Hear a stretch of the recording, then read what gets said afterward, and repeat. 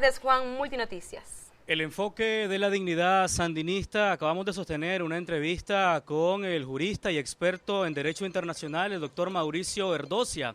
Lo consultamos en relación al decreto 1870 que ha sido dado a conocer por parte del gobierno colombiano, donde básicamente el gobierno colombiano plantea una serie de programas de inversión en territorios que han sido reconocidos por parte de la Corte para Colombia. Estamos hablando de la isla de San Andrés, Providencia y Santa Catalina. No es como ha sido dado a conocer en algunos medios de comunicación. Él difiere totalmente y fue enfático en eso. Él difiere con mucho énfasis en la noticia que fue dada a conocer en algunos medios de comunicación, donde se habla de que Colombia desconoce el fallo de la Corte Internacional de Justicia. Vamos a dejar rápidamente las declaraciones que brindó hace pocos momentos el doctor Mauricio Erdocia en relación a este importante tema, el decreto presidencial 1870 dado a conocer por parte del gobierno colombiano. Escuchemos. Fundamental. Y es el hecho de que la Corte definió los espacios marítimos que le pertenecen a Colombia y los que le pertenecen a Nicaragua. En esta herradura están concentrados los espacios marítimos de Colombia, ¿verdad? En esta herradura. En ese territorio, por supuesto que Colombia tiene los derechos de practicar las medidas de ordenamiento, las medidas de inversión, de reconversión, etcétera, con sus poblaciones, ¿verdad?, que estime pertinente, siempre y cuando respete los límites que han sido establecidos y que están definidos claramente en el punto 4 operativo del fallo de la Corte Internacional de Justicia. En ese punto número 4 se expresa con toda claridad y firmeza, ¿verdad?, cuáles son los puntos geodésicos que marcan cada una de las coordenadas en las cuales está delimitado el territorio colombiano. En este campo, es decir, en lo relativo a las islas de San Andrés, Providencia y Santa Catalina, Colombia obviamente tiene derecho de desarrollar las acciones de inversión, las acciones de reconversión, las acciones de producción que estime pertinente. Donde no puede es precisamente afectar territorio nicaragüense, ¿verdad? Ni nosotros, por supuesto, afectar territorio colombiano. Lo que pasa es que dentro del decreto se dice, por ejemplo, cuestiones como que la cartografía que se va a utilizar está inspirada en los años de 2011, 2010, 2012. Entonces ahí es donde nosotros tenemos que tener especial cuidado porque el fallo se da en 19 de noviembre del año 2012. Es decir, cualquier acción que Colombia haga en materia de mapas, en materia de cartografía, debe limitarse a estos territorios reconocidos por la Corte. No puede ir más allá, ¿verdad? Y cuando se tomen en cuenta cartografías anteriores, deben actualizarse para que responda a lo definido por el fallo. De otra manera, sería colocarse de espaldas al derecho internacional. Por eso es que es importante tener como punto de partida este esclarecimiento. La división de las respectivas zonas de jurisdicción y de derechos por parte de Colombia y por parte de Nicaragua en el fallo de la Corte Internacional de Justicia. Por eso es que si ustedes ven el decreto número 1870 del año 2013, el primer artículo de lo que habla es de la adopción del programa San Andrés, Providencia y Santa Catalina, parte cuarta, en la que se definen los proyectos de inversión a realizarse en el archipiélago de San Andrés, Providencia y Santa Catalina, en lo que concierne a los insumos, ¿verdad?, técnicos ya definidos por el apoyo al ordenamiento territorial con enfoque diferenciado, raizal, ¿verdad?, de este departamento, ¿verdad? Entonces esto es lo que ellos están haciendo aquí, todo un programa de promoción de inversión, nuevas formas de actividad productiva, reconversión de actividades económicas, etcétera, pero con algunos elementos peligrosos para Nicaragua que deben tenerse en cuenta. Por ejemplo, cuando se habla de censo, entonces se refiere a mapas producidos en años anteriores, y eso no puede ser.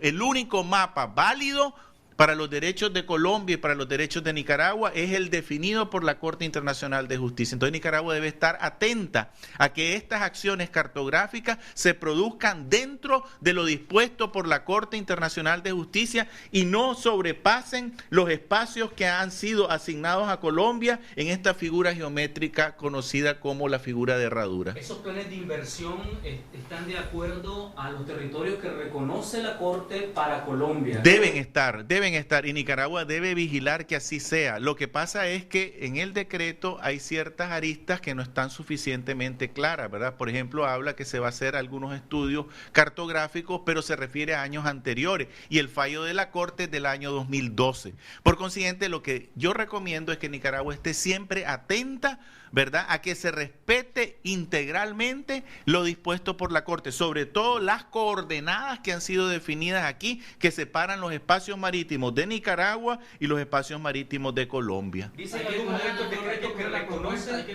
Colombia el fallo de la Corte o lo está desacatando. Aquí en este decreto, lo único que se señala es que el día 19 de noviembre de 2012 la Corte Internacional de Justicia con sede en La Haya profirió un fallo en el que estableció la delimitación marítima entre Colombia y Nicaragua, en el que estableció la delimitación marítima. Y después vuelven a su posición tradicional, ¿verdad? En el sentido de que ese fallo ha causado, dice, una situación de hecho que ha generado efectos nocivos de carácter económico y social para el desarrollo de la vida y las actividades en el archipiélago.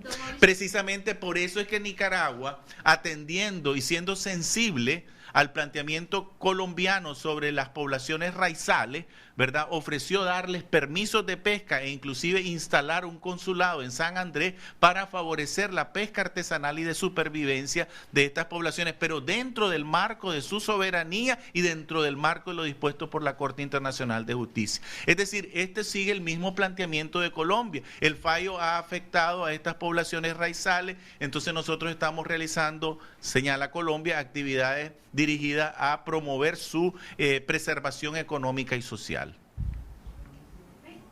Sí. Don Mauricio, de alguna manera cuando menciona el decreto que están buscando nuevas alternativas económicas para esta población, también están reconociendo que tienen más limitación para pescar, ¿sí? Claro, es que lo que sucede es que hay que tomar en consideración que Colombia se creía dueña de los territorios nicaragüenses, ¿verdad? Y que fue la Corte la que puso un freno a esa situación.